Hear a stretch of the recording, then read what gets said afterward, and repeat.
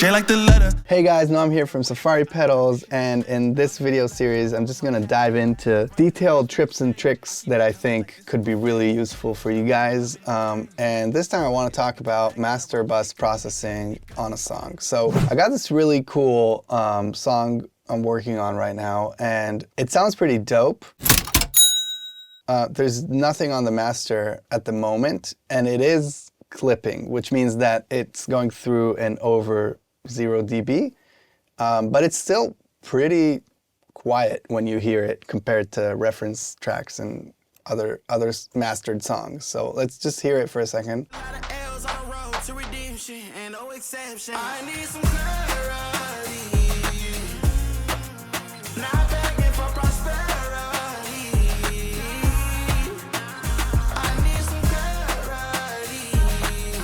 At the moment, it's clipping, which isn't a good sign, but it's also not as loud as I want. So what should I do? I mean, obviously, you know, a lot of people talk about limiters and a bunch of other kind of master bus processors.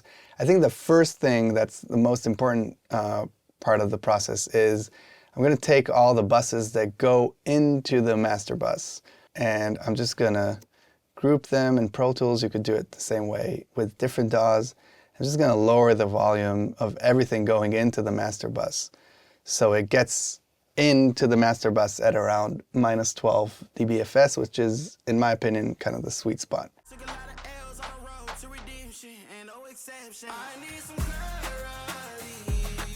Okay, so now it's kind of -12-ish dBFS going into the master bus, but obviously it's really low in volume. The reason we want to reduce the level going into the master bus is because in general, and this is a hot topic, so I'm not going to go into all the details, but in general, from my experience building plugins and working with hundreds of different plugins as a user as well, that's kind of the area where everything glues and sounds best to me. So we'll just keep it at that. If anybody wants a more detailed informational video about dBFS and why -12 or 0 and what's the difference, let me know in the comments and we could do a video about that. But on this one, we're just going to stick with the basics. So I turned everything down to -12, and then I'm going to pop up the Landm master, which I think is going to be a great fit for this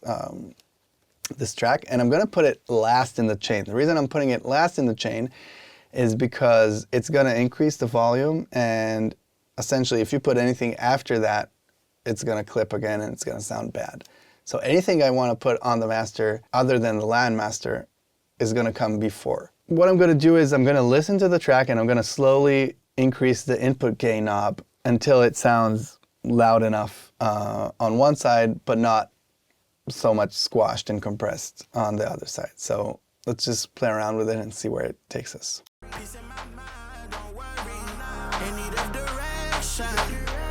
Tired of chasing perfection. Took a lot of L's on the road to redemption and no exception. I need some clarity. Not begging for prosperity.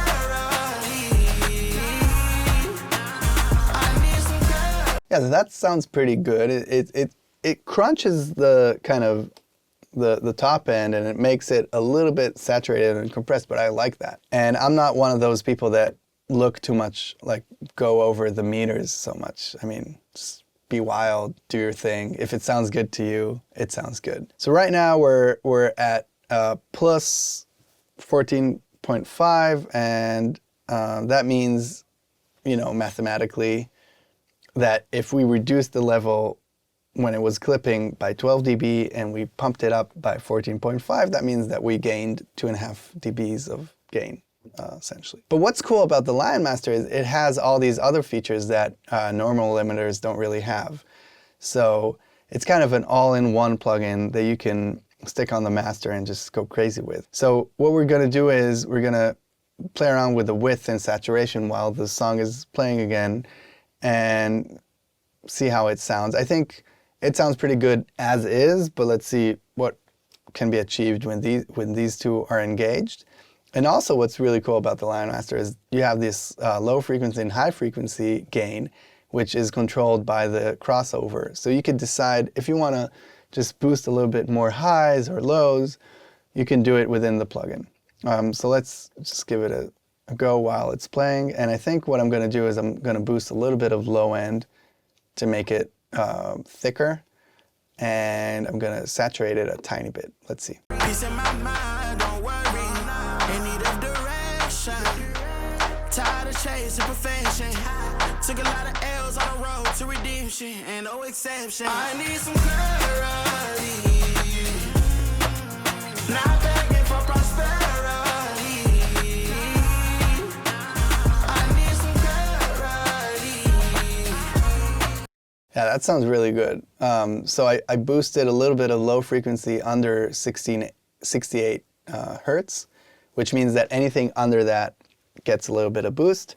And then I saturated a tiny bit. I used the width a tiny bit. And what's cool about the width knob as well on the Landmaster is that it doesn't mess with the mono signal at all. So you get this really wide sounding width without having to kind of lose what you have in the center. I'm going to disengage all of these and just hear the volume change first with the limiter. And then I'm going to put everything on and hear what it did. Peace in my mind, don't worry.